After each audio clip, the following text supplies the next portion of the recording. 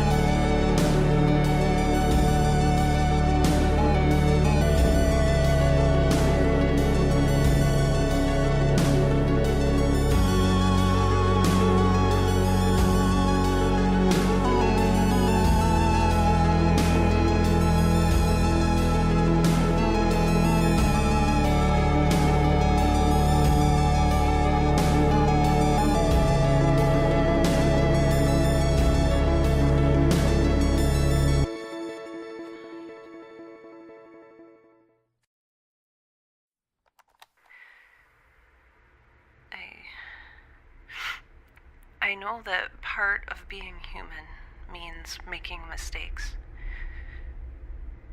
making assumptions, being a lot less strong and clever and beautiful than we'd like to be.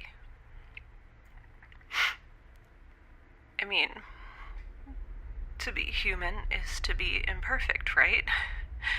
At least by the definition of perfection, which, interestingly enough, is a human construction.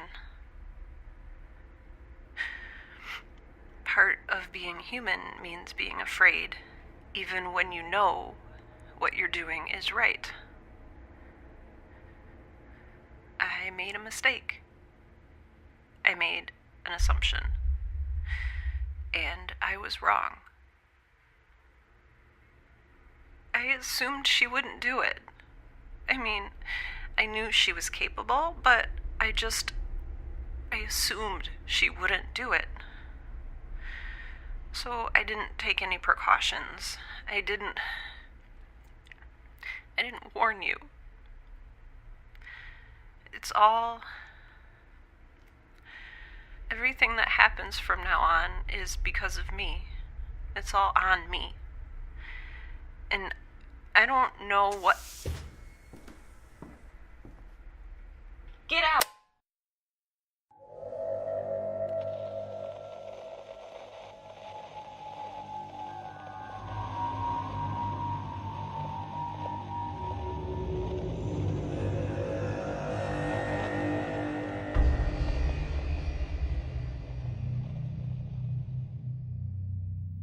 Okay, that did not go well. Earlier, when I said I'm not good at talking to people, I may have been generously optimistic. At least they've given me back my recorder, though I think someone took it apart and put it back together in a hurry because the analog buttons are all loose and the data tracker was backed up to an entry from more than 5,000 days ago. Also, my little sunglasses-wearing penguin sticker that said chill out has been scraped off. Oh, and also I'm in prison. I probably should have led with that. You know, in some ways, I think I've been waiting my whole life for this. Not to wind up in prison, but for things to just end. Abruptly, inelegantly, and with absolutely zero regard for my own wishes. I just thought it would happen when I died and not before. Not that I'm bitter. I don't know. Maybe I should be looking on some kind of bright side. I'm a scientist, and here I am in a new environment with all sorts of new biological entities and possibilities to study. I should be over the moon. You know, wherever that is. But instead, I'm just hungry, sore, exhausted, and really, really nauseated. Part of me keeps hoping that I'm going to wake up soon and find that this has all been some kind of hyper-realistic nightmare. Like on the beach with the flies. It wouldn't be beyond Charlotte to conduct some tests on me while I slept. I mean, I have no proof, conclusive or otherwise, that what I'm experiencing right now is real. I could be hallucinating or drugged or unconscious. Or maybe none of it has ever been real. Maybe I'm not even real. I guess I don't have a whole lot of proof of my own existence aside from this recorder, which might not exist either. Sorry. Just a little lighthearted existential musing to keep myself from sailing headfirst into full-fledged panic. For the first time in my life, I am not aboard the Cavatica. I'm not aboard the Cavatica. I am instead aboard one of the 21 ships that came careening into my life from out of nowhere. I'm assuming I'm on the Enforcer one, though we all know what happens when we assume. I'm locked in a small rectangular metal room without any windows or consoles or lights. There's just a grated drain in the floor and a magnetically sealed door with a slidey thing near the top that I can't open from this side. Technically, there is one light, a little green pinprick up in the corner across from the door. It's like Charlotte's visual sensor on a teeny tiny scale. I've concluded that it's some sort of recording or monitoring device, though I'm not sure if it's audio, video, or both. Or neither.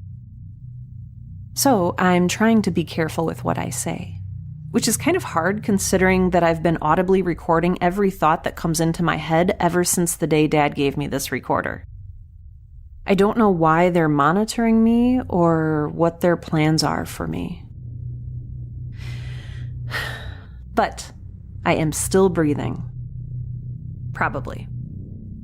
Just kidding, I really am breathing. I can tell because the smell of this place is pervasive. Bleach and plastics and isopropyl alcohol and the decay of something organic. At first I thought it was rising up from the drain in the middle of the floor, but then I realized no. The air in this place just smells like rotting garbage. There's probably something trapped up in their ventilation system, like a forgotten sandwich, or maybe the decaying corpses of all the other scientists they've abducted. I should probably back up and tell you how I got here. I know now that I should have been more careful. I mean, at the time, I thought I was being careful. I thought I had the element of surprise.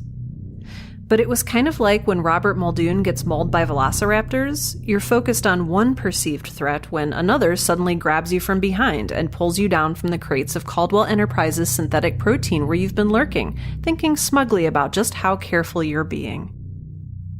Mom would have said, "Pride goeth before a fall," and shaken her head at me in disappointment. Dad would have just punched their lights out. I wish they were here. Heck, I wish Charlotte were here. Anyway, after they grabbed me, they confiscated the paring knife and the wrench that I thought I had so cleverly concealed on my person. They took my recorder, too. I never got the chance to use the weapons, but considering how the whole spying escapade has turned out for me so far, that might be for the best. The whole thing was like a dream. And I remember that I questioned the reality of what was happening even then. The unexpected grip of their gloved hands on my arms and legs, the bright lights flashing in my eyes, the curt messages inveigled by static. It was simultaneously sensory overload and fugue state, hyperrealism and unbelievable helplessness. Did you ever know what it felt like to be trapped? Before this, I thought I did. Up close, their suits were dark gray and made of some sort of micro-scaled metallic material. Hard but flexible, kind of like snakeskin. When I looked up into the face of the largest figure, the one who had grabbed me and dragged me down from the crates, I couldn't see anything but my own reflection, stretched and cartoonishly surprised, lit weirdly from within my vacuum suit's hood. It was like an out-of-body experience. I watched my expression settle as I realized I was staring into my own eyes, as I stared into the curved, reflective eye panels of the helmet, directionless and impassive as the eyes of a mantis. The other two figures, the pair not currently working on the airlock, flanked us like bodyguards. One was holding what I continued to assume was a ridiculously large gun, and the other, the fifth one without the breathing apparatus, was holding a light. The central figure flipped a small glowing red switch on the shoulder of its suit and spoke, demanding to know who I was. Or who I am. Let's keep that present tense. For now. Its voice was raspy and filtered through the helmet, but I thought I recognized it from the radio as Captain Miles Chen. It took me a minute to craft the perfect answer. My plan was to make them as sympathetic to me as possible without revealing any meaningful data. So I said, "My mom used to call me Little Lugnut." Turns out this was not the right thing to say. And although I know it wasn't possible, I could have sworn I heard a snort from beneath one of the other figures' helmets. Captain Miles Chen just stared at me, and I took advantage of his momentary loss for words to interject a few of my own. "Look," I said, trying to appear dignified despite the fact that most of my hair had been jostled out of its ponytail and was now gluing itself to my face with sweat. "It's not too late. You can just let me go, turn around, pack up, tell the head honchos there's nothing to see here, and move along. You and I would go our separate ways, and I would forget, figuratively, if not literally, that I ever saw you." For a second, 3 pairs of glossy view panels simply continued to stare at me. My reflection stared back in triplicate. Then, the butt end of one of those enormous guns came rushing toward the clear plastic faceplate of my hood, and everything went all cold and sparkly. And next thing I knew, I was here. You know, honestly, even though my right cheekbone is all bruised and swollen, I kind of admire their precision. To knock a sentient organism unconscious and have them awaken again within an appropriate and even, dare I say, dramatic timeline without incurring permanent damage is quite a feat. I'm also absurdly glad I was wearing clothes underneath the vacuum suit because when I woke up, it was gone. The vacuum suit, I mean. Modesty aside, it is freezing in here. Well, not literally freezing, just uncomfortably cold. I should have asked for a thermal blanket along with my recorder. Oh yeah, I should tell you how I got my recorder back. Basically, one of the figures came to my door a while ago, opened the little slot thingy, and asked for my name again. I couldn't see them very well because my eyes had adjusted to the darkness, and the light coming in from behind them was so bright. I told them I'd exchange my name for my recorder. And after a second, one of those cheap little data pads came tumbling through the slot, along with a stylus. I wrote a big X on it and sent it back, and then, to my surprise, my recorder came through. I distinctly heard someone say, "Better than Little Lugnut." So I don't know if that means they think my name is actually X, or if they think I'm illiterate, but I'm just gonna roll with it. And speaking of rolling with it, I need to throw up, so I'm going to stop recording for a while.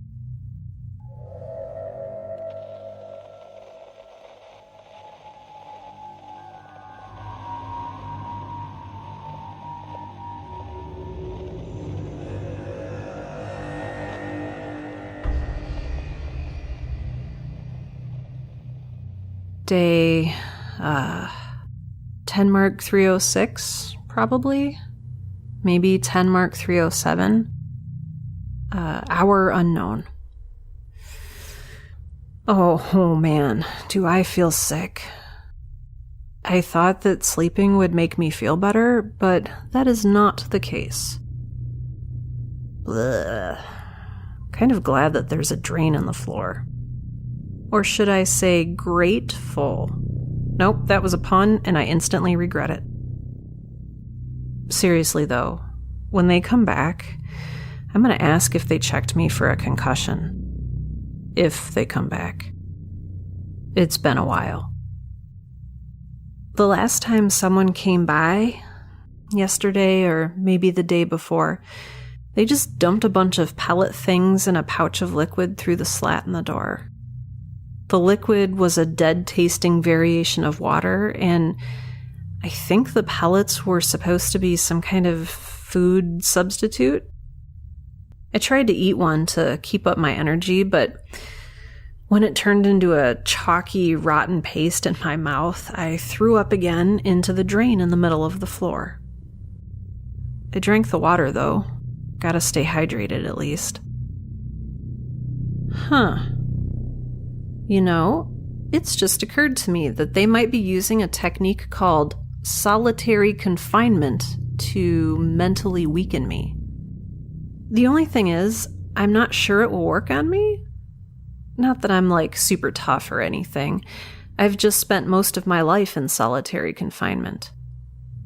The worst thing about being trapped in here is that I'm cold and a little bored. But really, you can never be bored if you have problems to solve, and I've got a nice healthy dollop of those.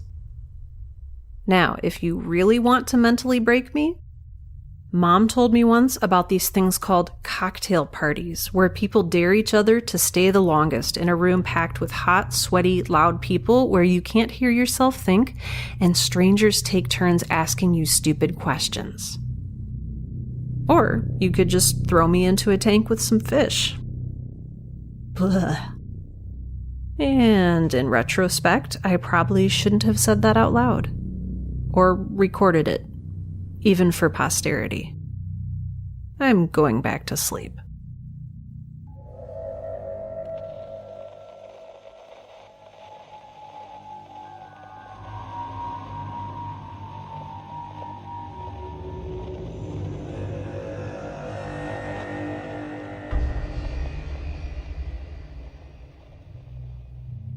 Day, I don't know, 10 Mark 307?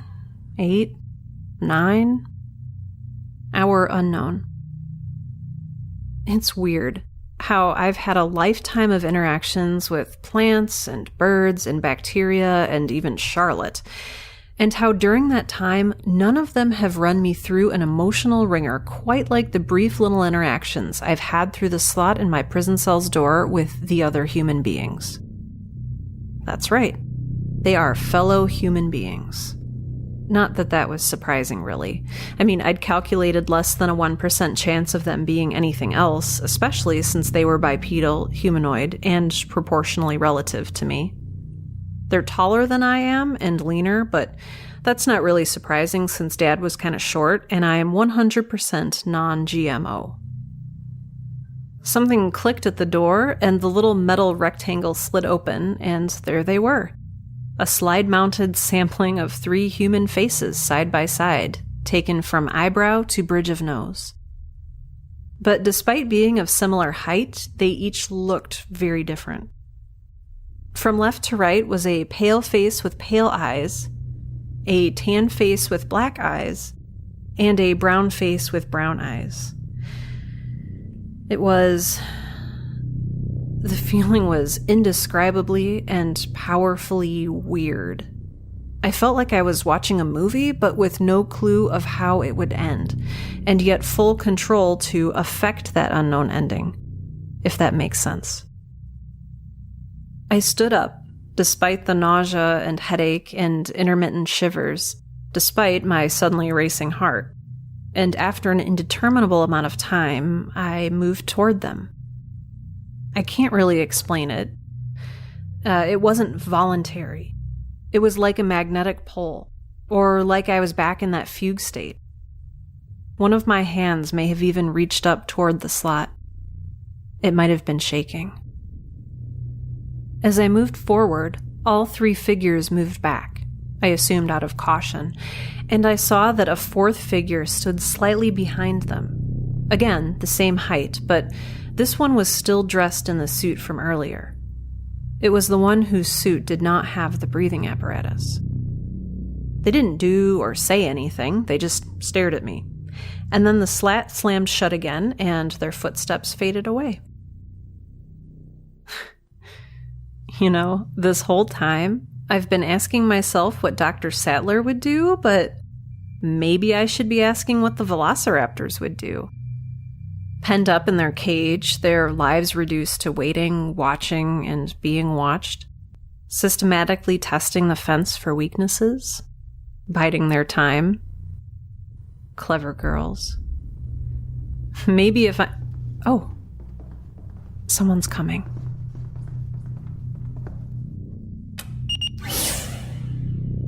Oh, hi. Glad to see you haven't forgotten me. Don't worry, I'm not going to hurt you. Stay back. You in the middle. You're Captain Miles Chen, right? Yes, and you are... X? Yes. Pleased to meet you, as I believe the saying goes. May I go back to my ship now? I think I have a concussion, and I'd like to treat it. Also, it's very cold in here. And it smells like garbage. Negative. First, we'll need you to answer some questions. Really? You dock with my ship, force entry on board, smash my face in, and kidnap me, and now you need something from me? What makes you think I am in any kind of mood to do you a favor? You're our prisoner, and you will answer our questions. Under your own volition, or under duress, your choice. Point of order, I am not anyone's anything. Let me go back to the Cavatica, and I'll think about answering your questions. Please, my work is very important. Let me make one thing very clear. We are the authority out here. We're where it all starts and where it all stops. We may not know your name, but we do know that the Cavatica launched just over 30 years ago with 2 scientists on board, a Dr. Rousseau and a Dr. Singh. Since you're not either of them, it doesn't take a genius to figure out where you came from. And in that case, you have no leverage over us. You are in no position to bargain. You have no official identity and no corporate ship. You are completely undocumented, and according to all official data banks, you do not exist.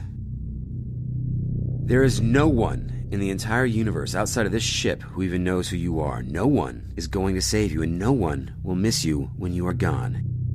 You are alone. All right, well, let me make one thing very clear. You can threaten to kill me or make me disappear or whatever, but that won't do you any good. You need something from me, and I can't give it to you if I'm dead. In fact, not helping you will actually increase my lifespan, as there's no guarantee you won't kill me once I give you what you need.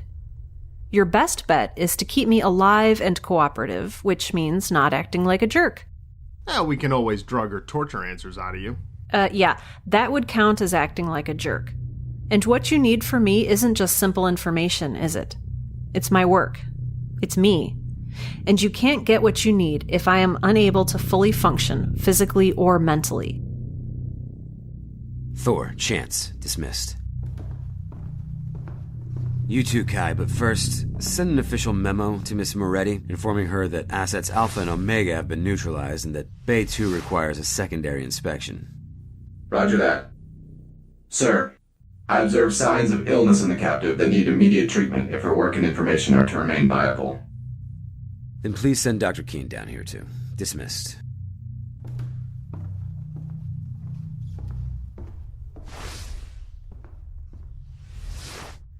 Look, I don't want to hurt you, X, but I have a job to do. You seem like a rational individual. How can we both get what we want? What's the job you have to do? Be honest with me, and I'll be honest with you. Also, I'm gonna sit down just for a while so I don't throw up again. All right, first, why did you want that recorder back so badly? Scientific research and monitoring. My turn. How did your fleet find the Cavatica? Long-range distress beacon on a priority frequency. That tends to draw attention. Stupid button. Okay, your turn. What is the nature of your work aboard the Cavatica? I'm a researcher. My primary objective, as you would say, is to monitor the radiation levels given off by Ra 1079 and ensure its continued stability. Secondary duties include the care and maintenance of the ecosystem aboard the Cavatica. My crew found the garden pod. Is it really powering the rest of the ship? That is 2 questions in a row. Answer my next one, and then I'll answer yours. All right. What's Earth like? I don't know. Now my question. The garden pod. I rigged up the hydroponic system to the dash core using scavenged analog components. The schematics are back on the Cavatica if you really want to look at them. And the glass house isn't powering the entire ship, just the 3 pods that I prioritized when the Cavatica's engines began to die.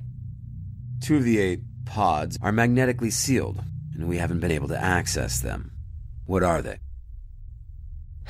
You are very bad at this. It's my turn to ask a question. What is the nature of your interest in my ship? Who's that? This is Dr. Keene. I'll need you to stand against the opposite wall while we open the door. Hold on a sec. Do you plan to shoot, maim, or kill me, Dr. Keene? I'm a doctor. Yeah, that's not incredibly reassuring. No. All right. The Cavatica's infirmary is busted anyway. But no sudden movements. And do not touch me. Please know that I'm procedurally obligated to tell you that if you set 1 foot in the direction of this door when it opens, I'll shoot. Do you understand? Got it. What's that? It's just a wheelchair. Please have a seat. Why? I don't want you falling apart before we get to the infirmary. Are those restraints? Yes, they're here to ensure that you don't run off or hurt us, and that you don't get anyone on the ship a reason to hurt you. Now sit.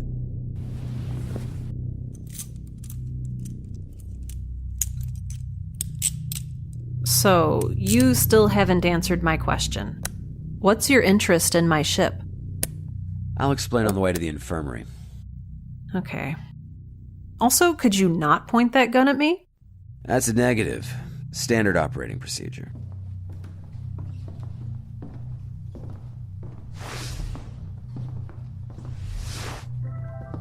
Your attention, please.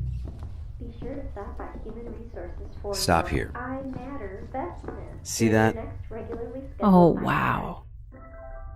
I've never... It's beautiful. Hold on. I've just gotta... For posterity or whatever. Have you been recording us this entire time? Quiet, I'm recording. I'm seeing my ship from the outside for the first time. It's breathtaking. I can see each of the 8 crystalline pods affixed to the center core like the spokes on this wheeled chair I'm sitting in. 3 of the pods are glowing softly, pulsing orange against the black canvas of space. To one side is Ra, tidally locked to the research vessel and throwing off arcs of liquid orange flame. He is just completely reveling in his existence. Of singular design indeed. Wow. That's not what I was pointing to. Look, there. Read it to me. What? Caldwell Enterprises. We invent the future. So they manufactured the Cavatica. I don't understand why that's... That's us.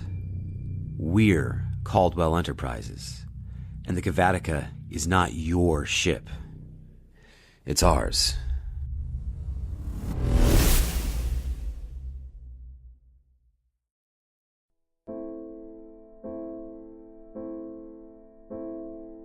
Support for the Girl in Space podcast is made possible by listeners like you. You can help keep the show going, get sweet merch, and access bonus episodes for as little as $2 a month when you become a patron on Patreon. Visit patreon.com/girlinspace, all one word, to check out exclusive rewards for patrons and make your pledge. That's Patreon, patreon.com/girlinspace. For credits and a full transcription of this and other episodes of Girl in Space, please visit girlinspacepodcast.com. If you're interested in creative writing, be sure to check out my other show, Right Now. That's right, like WRITE, because puns. Otherwise, thank you so much for listening to the Girl in Space podcast. It means so much.